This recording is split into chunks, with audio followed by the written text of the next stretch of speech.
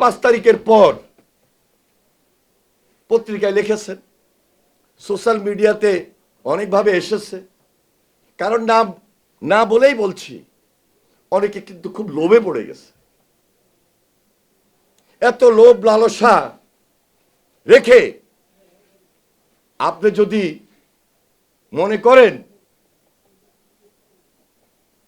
এটাই আপনার শেষ, এটা শেষ অবলম্বন হবে, শেষ পরিণতি হবে। এখনো সময় আছে, এখান থেকে বের হয়ে আসুন। টেন্ডার নেবেন, ট্রান্সফার করবেন, হাজার হাজার কোটি কোটি টাকা আপনি কাউকে জিম্মি করে নেবেন। যারা আওয়ামী লীগের অনেকে অনেকভাবে বিভিন্ন পর্যায়ে দায় দায়িত্বে ছিল, সুযোগ মতো সব আওয়ামী লীগ তো পালিয়ে যায় নাই।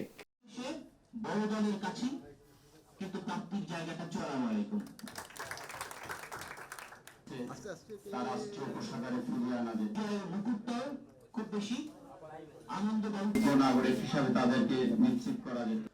বাংলাদেশে